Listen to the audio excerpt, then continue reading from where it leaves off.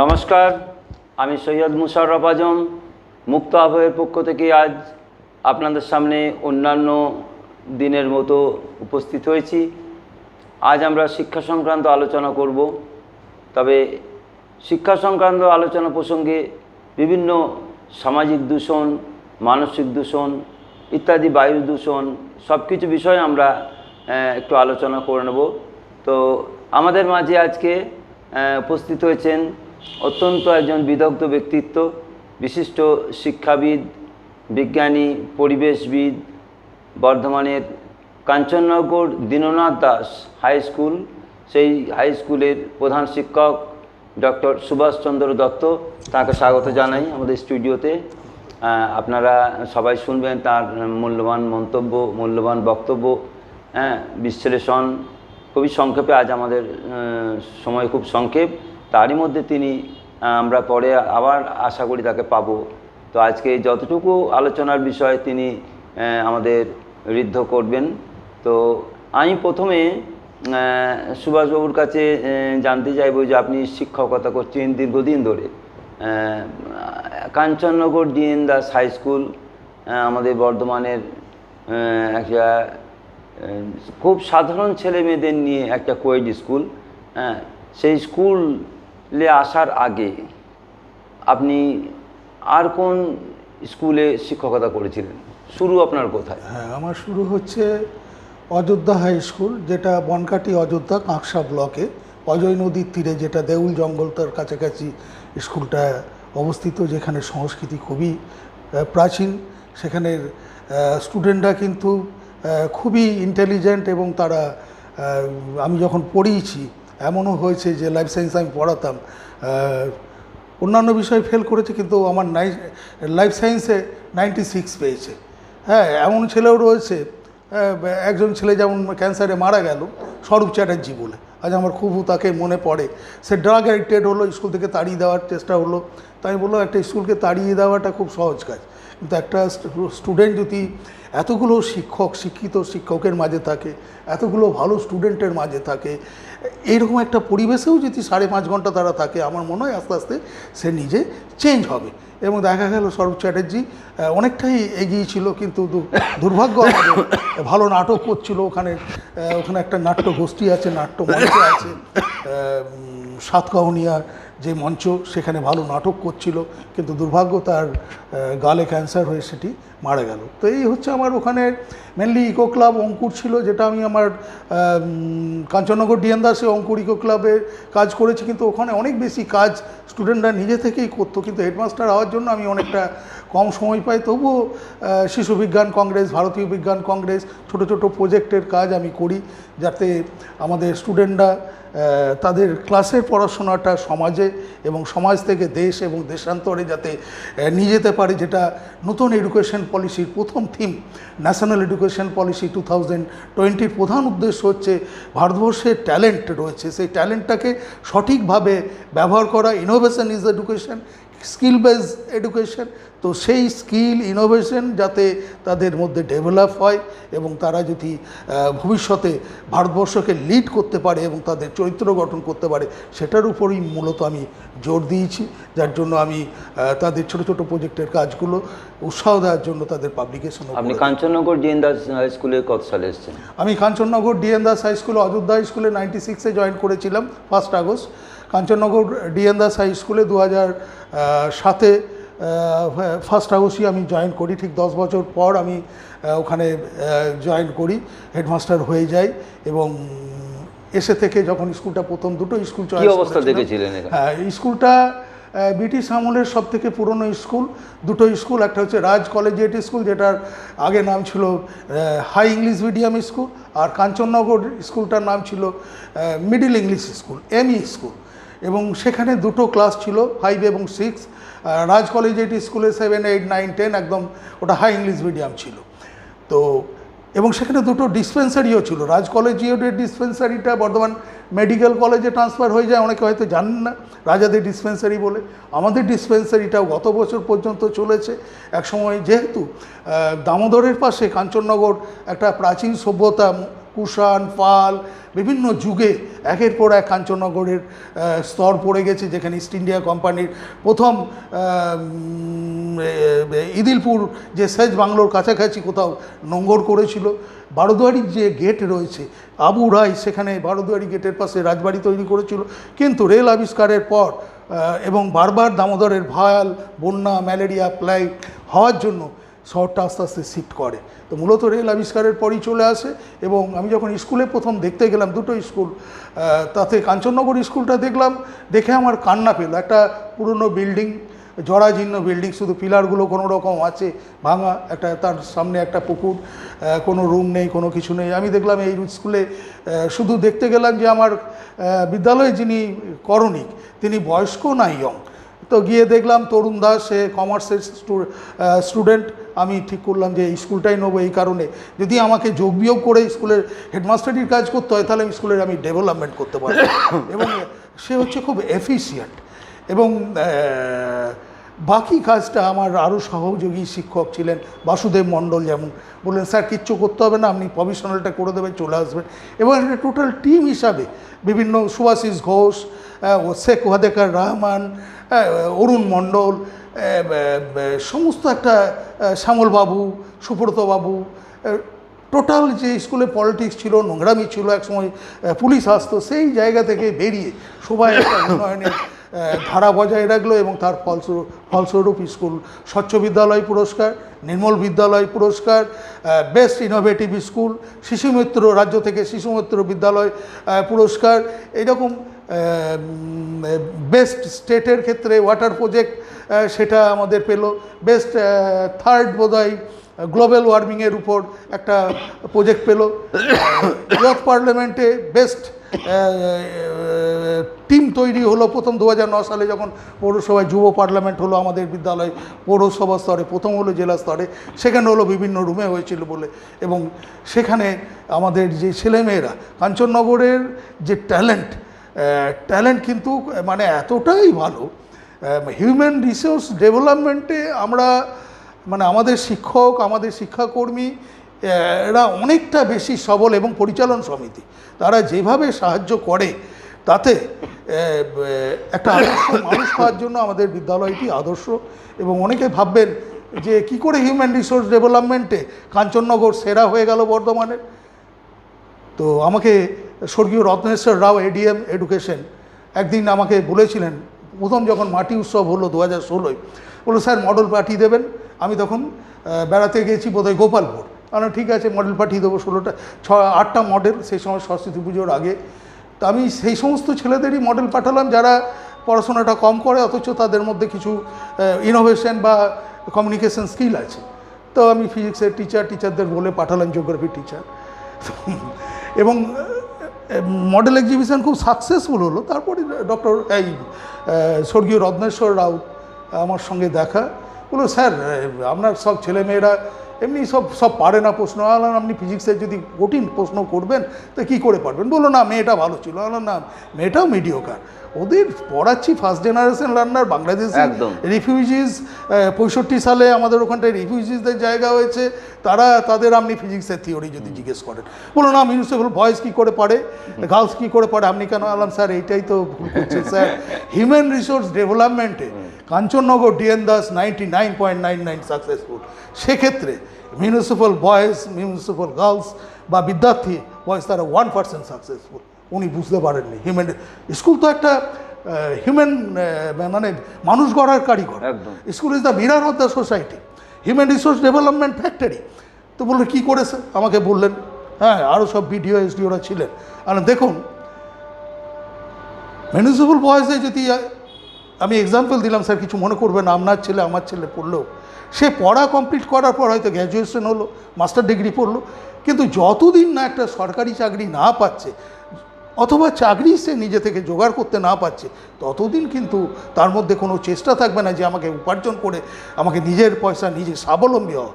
কিন্তু আমার বিদ্যালয়ে ক্লাস 8-এর পর এমন অনেক স্টুডেন্ট আছে ছেড়ে চলে যায়, তারা এমন অনেক স্টুডেন্ট আছে যারা পুজোর সময় 3 মাস কাজ করে। তাহলে কী ব্যাপার স্যার, 3 মাস আমাকে একটু ছেড়ে দিন না স্যার। আমার কেন স্যার, জামা প্যান্টটা হবে, ঘরের 5-6 জন মেম্বার আছি, একটু কাজ করলে স্যার আপনি যদি ছেড়ে দেন পুজোর সময় আমরা পড়াটা করে দেবো স্যার, যেভাবেই হোক আপনি ছেড়ে দিন, হ্যাঁ আমরা ঠিক রেজাল্ট করব। তো এইরকম অনেক ছেলে আছে, দোকানে খেটেছে, কাপড়ের দোকান আনতেন, এবং সেই ছেলেমেয়েরা পাস করে গেছে। এমন ছেলেও আছে যে হয়তো মাঠে আলু চাষ করে, হ্যান্ডিক্যাপ ছেলে, তাকে সংসার চালাতে হবে। সে বললো স্যার আমি স্যার 11টা-15-র আগে আসতে পারবো না স্যার, যদিও এটা বলা খুব অন্যায়, কিন্তু আমি যদি রোজগার না করে সকালবেলায় কাজটা না করি আমার সংসারটা চলবে না। তাহলে ঠিক আছে তুমি আসবে। যদিও আমাকে এই নিয়ে আমার সঙ্গে প্রতিনিয়ত আমার কলিগদের সঙ্গে বাক বিতণ্ডা হতো, কিন্তু যখন যুক্তি দিয়ে বোঝাতাম তারা তখন বুঝতে পেরেছে এবং সাফল্য। যেমন এখন যে সমস্ত যে ছাত্রটি আমার মেলা করে, সৌম্য চক্রবর্তী, ও যখন ক্লাস 9-এ এলো, ও তখন দিল্লি থেকে ভালো ইংরেজি মিডিয়াম স্কুলে পড়তো। তো ও এলো সেপ্টেম্বরের শেষে, মানে সেপ্টেম্বর লাস্ট ইয়ার আমি কাগজ জমা দেবো রেজিস্ট্রেশনের, তো সেই সময় এলো, বলো স্যার একে ভর্তি করতে হবে, একে না হলে নষ্ট হয়ে যাবে ছেলেটা, এর এমন কোনো গুণ নাই যে পড়াশোনার মধ্যে। বললাম ঠিক আছে, ছেলেটিকে বললাম দেখো সৌম্য, আমি কিন্তু তোমার মুখ দেখে তোমার মধ্যে অনেক প্রতিভা আছে, তুমি যে সমস্ত দুষ্টুমিগুলো করেছো না, তুমি সেগুলো কনভার্ট করো তোমার ভালো কাজে। তা আমার মনে হয় তোমার যে অ্যাপিয়ারেন্স, সুন্দর অ্যাপিয়ারেন্স, সুন্দর কথাবার্তা, ইংলিশ বলতে পারো, এইগুলোকে পজিটিভ ওয়েতে কনভার্ট করো, দেখো তুমি সাফল্য লাভ করবে। তো বিশ্বাস করবেন না, সেই সময় যখন ইয়ুথ পার্লামেন্ট হলো তখন সে বেস্ট স্পিকার হলো। সেই সময় স্কুলের টোটাল লিডারশিপ কোয়ালিটির এমন একটা লিডার তৈরি হলো, সমস্ত স্টুডেন্টরা সৌম্য দাদা বলতে ব্যস্ত, যে কোনো প্রোগ্রামে আমি সৌম্য তুমি ওই কাজটা করে দাও। একদম টোটাল একটা স্কুলে প্রাণবন্ত একটা ফ্যামিলি, বড় স্কুল যে একটা বড় ফ্যামিলি, সেটা কিন্তু এই সংখ্যাটা কমে যাচ্ছে, লিডারশিপ দেওয়ার সংখ্যা খুব কমে যাচ্ছে। এবং এই রিসেন্টলি 3য় বছরের ওর মেলা হলো একটা, কী নাম জানো মেলাটার, এই রিসেন্টলি মেলাটা হলো, ওই মেলা এমনি সমস্ত মেলা ওর বিভিন্ন বাবা ব্যবসা করতো, এখন টোটাল মেলাগুলো নাকি ও কন্ট্রোল করে। ও আমাকে সম্বর্ধনা দিল, এই রিসেন্টলি একটা মেলা হলো আমাদের উৎসব ময়দানে, নামটা ভুলে যাচ্ছি আমার, যেহেতু আমার হ্যাঁ দক্ষিণায়ন উৎসবের মেলা, এবং সেখানে আমি বললাম সৌম্য তোমার সঙ্গে, বললো না স্যার আপনি যা দেখেছেন সেটাই বলবেন, এবং আমাকে জড়িয়ে ধরলো, হ্যাঁ বললো স্যার আপনার জন্য আজ আমি এই সমস্ত আপনার স্কুলের জন্য এইসব হয়েছে। তাহলে একটা স্টুডেন্টের, আমি বললাম তুমি একদিন স্কুলে আসবে, তুমি ইনোভেটিভ এবং তোমার পাওয়ারফুল রিটেল সেক্টরের লেকচার দেবে, যে তুমি কিভাবে how to develop your business in large scale. তুমি আজ বর্ধমান ছাড়িয়ে কলকাতায় করছো, তুমি কি করে করছো সেটা তুমি বোঝাবে, আমি তোমায় ডাকবো, you are the most talented resource of appropriate, ওইসব স্কুলের পক্ষে খুব অ্যাপ্রোপ্রিয়েট। হ্যাঁ, তো আমি বলেছি ইনোভেটিভ একটা আইডিয়া দরকার। তখন আমাকে যখন বললাম, এবার বলুন তো স্যার, মিউনিসিপ্যাল বয়েজ গার্লস ছেলে মেয়েগুলো, আমার কিছু ছেলে না হলেও বালিঘাটে কাজ করে, আমার ছেলে কিছু না হলেও ক্যাটারিংয়ে কাজ করে, আমাদের কিছু ছেলে না হলেও কী বলবো রাস্তায় সবজি বিক্রি করে, তারা বসে থাকে না, যে যেমন ইয়ে করে সেরকম করে, যার কারণে আমি রিটেল সেক্টরটা নিয়েছি, এবং তারা প্রত্যেকেই বিভিন্ন জায়গায় নিযুক্ত হচ্ছে। ভোকেশনালের যে রিটেল সেক্টর, স্কিল লেবার তৈরি হওয়া, এবং আমার এই বছর মেলা করার ইচ্ছা আছে। ভোকেশনালের যেমন হেলথ কেয়ার সাবজেক্ট ম্যাডামরাও উজ্জীবিত করছে, রিটেলের টিচার ভোকেশনাল ট্রেনারও উজ্জীবিত করছে, কিন্তু আমরা শুধু উজ্জীবিত করলে হবে না, উপর থেকেও সেই ফ্লোটা সমানভাবে আসতে হবে। একটা স্কুলের উন্নয়ন তখনই সম্ভব যখন পাস্কেলের নীতিমতো জল সর্বদিকে চাপ দেয়, তেমনি একটা ডেভেলপমেন্ট করতে হলে শুধু স্কুল টিচার নয়, শুধু সমাজ নয়। আপনাদের স্কুল ধরুন নির্মল বিদ্যালয় পুরস্কার পেয়েছে, স্বচ্ছ বিদ্যালয়, শিশু মিত্র বিদ্যালয়, হ্যাঁ বেস্ট ইনোভেটিভ স্কুল, হ্যাঁ।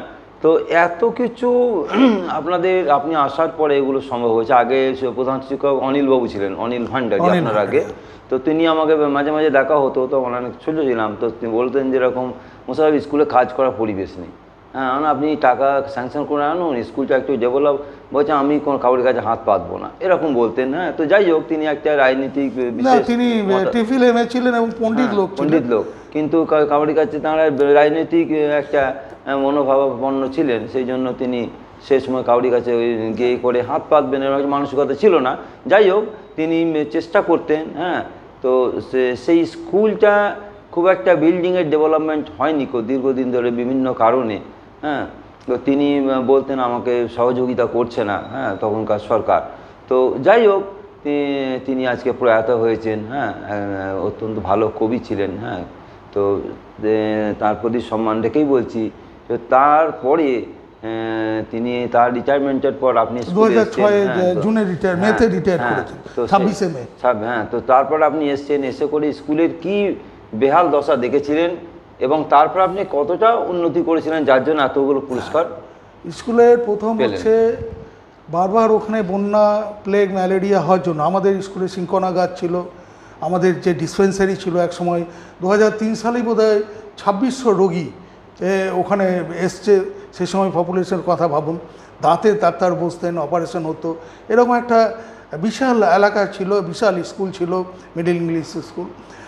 তো সেই জায়গায় দাঁড়িয়ে বারবার বন্যা, ম্যালেরিয়া হওয়ার জন্য, স্কুলে বারবার দখল হওয়ার জন্যই হোক, লোক থাকার জন্যই হোক, অরিজিনাল কোনো কাগজপত্র সেখানে আমরা মিসিং, এগুলো দখল, সেই জন্য আমরা কোনো গ্র্যান্ট পাচ্ছিলাম না। প্রথম নিরুপম সেন মহাশয়কে আমি লিখলাম যে এটা অনেক পুরনো স্কুল, সার্কামস্টান্সিয়াল এভিডেন্সেস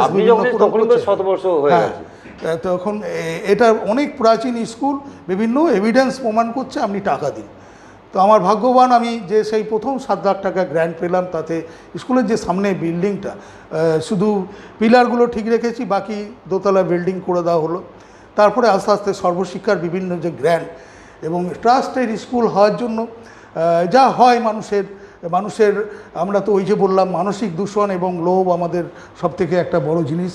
তো সেইটা স্কুলের ক্যাম্পাসটা চৌহদ্দি উদ্ধার করতে গিয়ে এক জায়গায় একটা দিক আমাদের পাশের যারা ছিলেন তারা ছেড়ে দিলেন, দাদু বিশেষ করে। দাদু ছেড়ে দেওয়াতে সেখানে আমাদের আন্ডারগ্রাউন্ড হলো 200 ফুট আন্ডারগ্রাউন্ড, যেটা স্টেজ আছে, সমস্ত অডিও ভিজুয়াল লাগালাম এবং সেখানে প্রায় 400 লোক বা স্টুডেন্ট বসে যে কোনো প্রোগ্রাম দেখতে পারে। ওই ধরনের স্কুলের একটা দুষ্প্রাপ্য, হ্যাঁ, একটা অ্যাসেট। কিন্তু দুর্ভাগ্য, এই যখন ভূমিকম্প হলো, লাস্ট ভূমিকম্পটা, বাইরে যেহেতু 6 ফুট উচ্চতায় জল, ভূমিকম্পের মেঝেটা ক্র্যাক হয়ে গেল এবং সেখান থেকে বাইরের জল চুয়ে চুয়ে ঢুকতে শুরু করলো এবং আমার রুমটা বর্ষাকালের জন্য নষ্ট হয়ে গেল।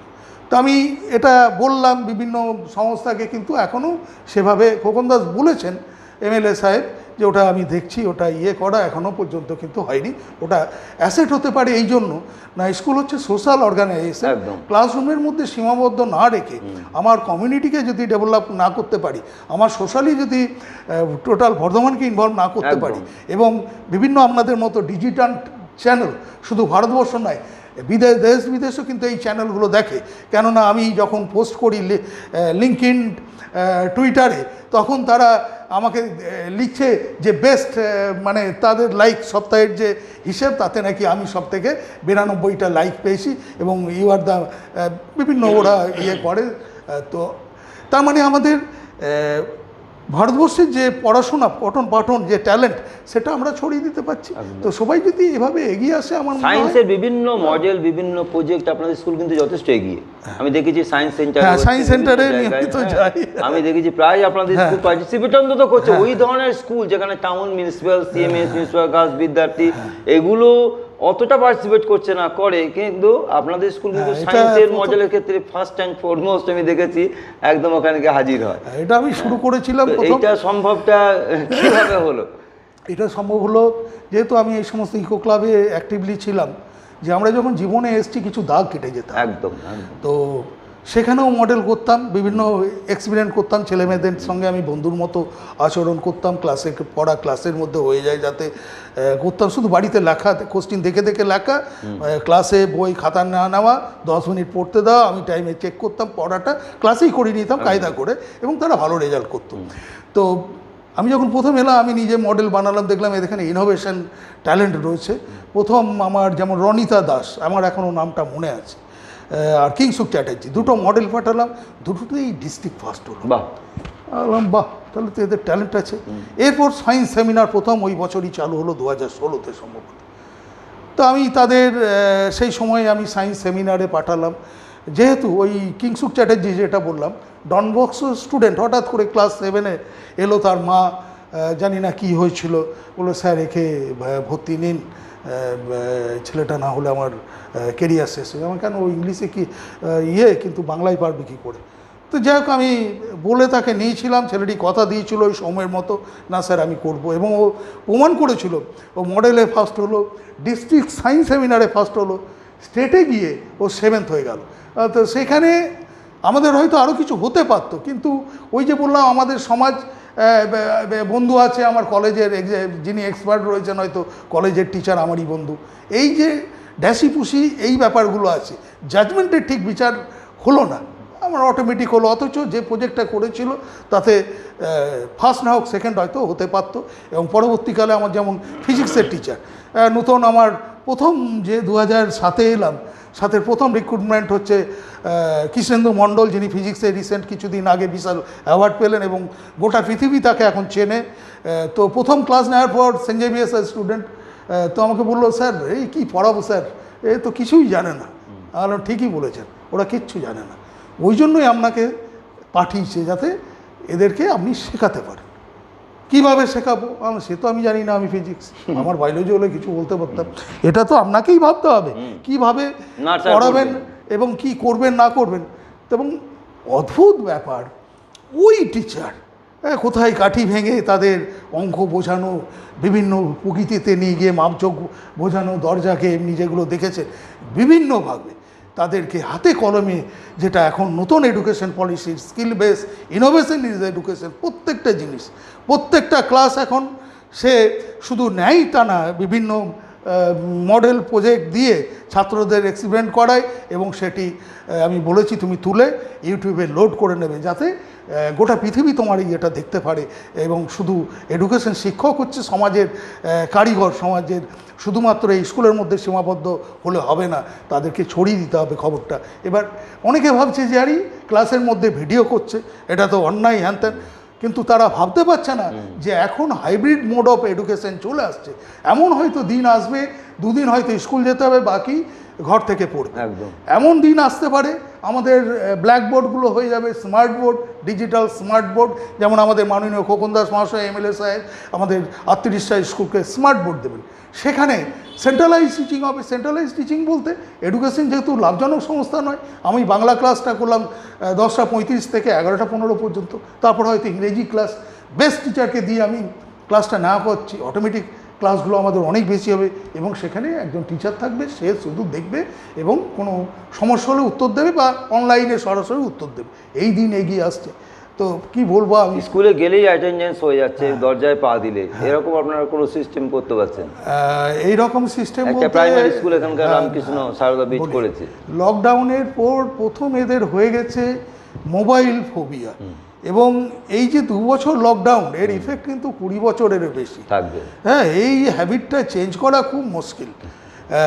খুব ভালো উদ্যোগ আমাদের, যেমন আমারই সহকর্মী প্রধান শিক্ষক উদয়পল্লী শিক্ষানিকেতন, খুব সুন্দর স্কুল, তিনি হেডমাস্টার মশাই ডিজিটাল স্ক্যানের ব্যবস্থা করেছেন, প্রাইমারি স্কুল পা দিলেই সেখানে মেসেজ চলে যাবে, খুব ব্যাপার, খুব সুন্দর ব্যাপার।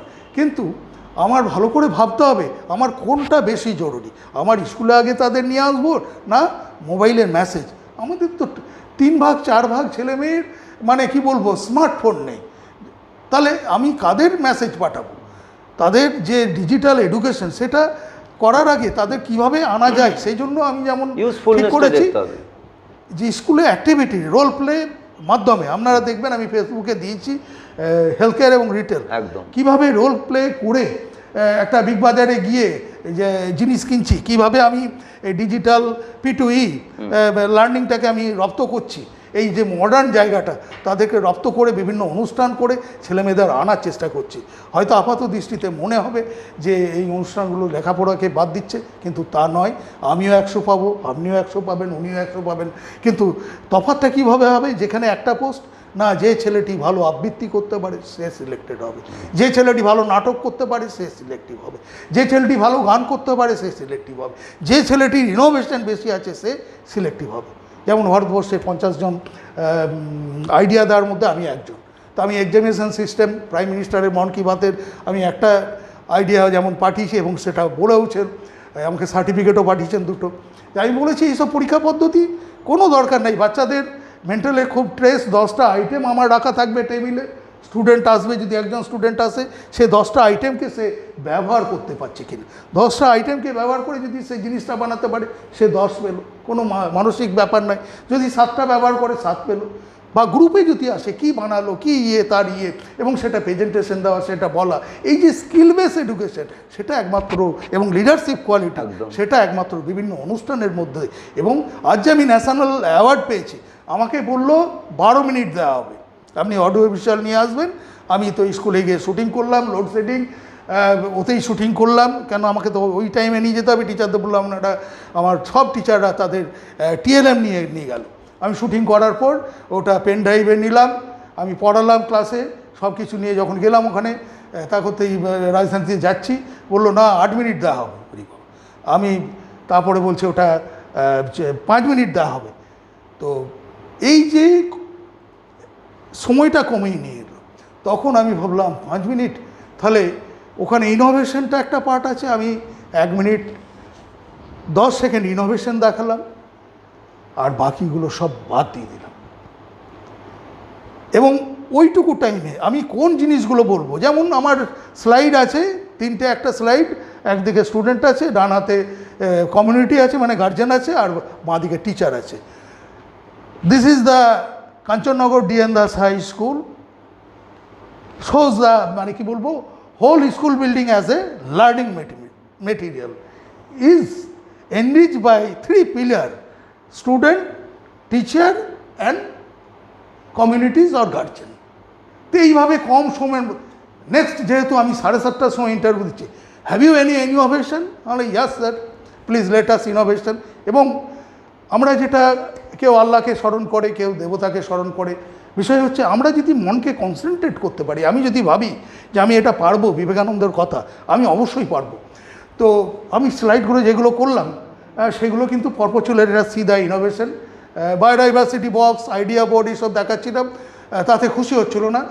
Nutritional garden, this is the Charak সুদ for medicinal plant, Mendel for leguminous plant, এগুলো সব বলছিলাম। কিন্তু ওই যে বলার পর বললো এনি ইনোভেশন, আমি তখন আমার যে আর্টিফিশিয়াল নেস্ট স্কুলে দেওয়া আছে তার 2টো ভিডিও একসঙ্গে পাঁচ করে আমার দেওয়া ছিল না। আমি বার্নাউল, ওপেন দ্য মাউথ, বার্নাউল মুখ খুলছে, শো ইয়োর ফেস, তারা এরকম করে মুখ দেখাচ্ছে, হুইসেল দাও, তারা সিটি দিচ্ছে। হ্যাঁ, তো এই যে ব্যাপার, ওরা তখন স্টার্ন হয়ে গেছে যে একটা হিউম্যান ভয়েস, আউলগুলো বুঝতে পারছে এবং ফলো করছে। এইটা একটা তাদের নিজের স্কুলে আপনি পাখির বাসাও করেছেন, করে দেখিয়েছেন। হ্যাঁ, তো ওইটা বার্নাউল ছিল। আর ধরে নিয়ে গেছিল, সেটা আমি, ওই ভিডিও ছিল, this is the rescue of the owl. আমি হাতে নিয়ে বললাম, আপনি হাতে দিচ্ছেন, কিছু করছেন না, আমি আস্তে করে বাসায় রেখে দিচ্ছি, চুরি করে নিয়ে গেছিলো। তো এই যে ব্যাপার, আমি কমিউনিকেটিং স্কিলটা এই কারণে বলছি, আমি কতটা বলবো, ছেলেরা যদি কমিউনিকেটিং স্কিলটা না শেখে, যেটা আপনি কলেজে বা ইউনিভার্সিটিতে শেখাচ্ছেন, কতটা কমিউনিকেট করবেন, কোনখানে থাকতে হবে, কোনখানে তো এই বিষয়টা যদি স্কিল না থাকে, ইনোভেশন যদি না থাকে, এই এডুকেশনকে আমরা পিছিয়ে যাবো। তো আমি এটার উপরই জোর দিয়েছি। আপনার স্কুলের রোল স্ট্রেংথ কীরকম ছিল? 926। কোভিড, আমি শরীর খারাপ হয়েছে, আমি ক্যান্সার, আমি 2016 আমার 926 স্টুডেন্ট ছিল। এবং হঠাৎ করে আমি দিল্লি থেকে টিম এলো, স্বচ্ছ বিদ্যালয় পুরস্কার, দিল্লির কেন্দ্রীয় টিম, আমি দেখাতে পারলাম না স্কুল, আমাদের আদর্শ স্কুল, সুন্দর, পূর্ব বর্ধমানের সেরা স্কুল, সুন্দর স্কুল। আমি বললাম ওই স্কুলটা দেখুন, ওই স্কুলটা আমার বন্ধু হলেও পাবে এবং আমার ভালো লাগবে। তো সেই স্কুলটা পেয়েছে দিল্লি থেকে ন্যাশনাল অ্যাওয়ার্ড। এবং পশ্চিম বর্ধমান তখন ছিল না, তখন একটাই ছিল। তো 926 থেকে স্ট্রেংথ লকডাউনের পর আস্তে আস্তে 600 নিচে নেমে গেছে, যেটা খুব প্যাথেটিক। ওই যে বললাম, কোভিড পিরিয়ডে মেয়েদের খাওয়াতে পারছে না, বিয়ে দিয়ে দিয়েছে। এবং সব থেকে অর্থনৈতিকভাবে অসুবিধা হচ্ছে, আমি কলকাতায় কাজে পাঠিয়ে দিচ্ছি, 2 বছর পর স্টুডেন্ট রিটার্ন করছে। আমরা বুঝতে পারছি যে সে পড়াশোনা করতে চায়, আমরা বুঝতে পারছি সে কী ধরনের জব করতে যাচ্ছে। এই বিষয়গুলো কিন্তু আপনাদের দেখতে হবে। এইগুলো যদি সরকারের তরফ থেকে এগিয়ে না আসে, এই সমস্ত সেন্সিটিভ ইস্যুগুলো আমি হয়তো এখানে রেখে ডেকেই বললাম, এই জায়গাগুলো দেখলে মনে হয় স্কুল একটা social mirror of the society এবং সমাজের আরও বেশি প্রতিফলিত হতো। আপনার পরে আপনি মানে এখন যে অনেক কাজ করেছেন ডেভেলপমেন্টের, আপনি জাতীয় শিক্ষকের সম্মান পেয়েছেন, আপনি শিক্ষারত্ন রাজ্য সরকারের সম্মান পেয়েছেন, বিভিন্ন ধরনের সম্মান ব্যক্তিগতভাবে পেয়েছেন। আপনি বিজ্ঞানের উন্নতির জন্য কাজ করছেন, আপনি পরিবেশ উন্নয়নের জন্য কাজ করছেন, সবুজায়নের জন্য কাজ করছেন। তো এই ক্ষেত্রে আপনি স্কুলে আর কি কি কাজ আপনার বাকি রয়েছে? অনেক কাজ করেছেন। স্কুলের কাজে বলতে লকডাউনের পর টোটাল সিস্টেমটা ব্রেক হয়ে গেছে। যেমন স্টুডেন্টরা হয়ে গেছে মোবাইল ফোবিয়া, হ্যাঁ, তারা টিফিনের পর আর কিছুতেই থাকতে পারছে না, হ্যাঁ স্যার আমি বাড়ি যাব, বিভিন্ন কারণ অজুহাত। আলাম সত্যি করে বল, সাধারণত এই রথের মেলা হয়েছিল, আলাম সত্যি কথা বলতে দেবো, কিছু ছেলে মেয়ে সত্যি কথা বলবো স্যার, আলাম বলো, স্যার মেলা দেখতে যাবো, আলাম ভেরি গুড, সত্যি কথা বলো, তুমি মিছে কথা কেন বলে যাবে, স্যার মেলা দেখার জন্য, না মেলা দেখার জন্য আমি 2 দিন ছুটি দেবো, যারা আসবে মেলা দেখতে চাও আমি দেবো, কিন্তু মিছে কথা বলো না। তো এই যে বিষয়টা আমাদের মিথ্যাকে বলার অভ্যাস, তাদের যে থাকতে পারছে না, মানে মোবাইলের প্রতি এত অ্যাফিনিটি হয়ে গেছে, টিফিনের পর থাকতে পারছে না। তাহলে প্রথম কাজ, এবং আমারও তাই, আমি এমনিতেই অসুস্থ ছিলাম, এখন দেখলাম না স্কুলটাকে যদি বাঁচাতে হয় আমাকে নিজের হাতে সব কিছু করতে হবে, কেননা আমাদের সবথেকে বড় জিনিস হচ্ছে মানসিক দূষণ, সে দূষণের শিকারও কিন্তু আমি একদম মানে খোলা মনেই বলছি। যেমন ফেসবুকে 100 জন দেখে 2 জন লাইক করে, একদম।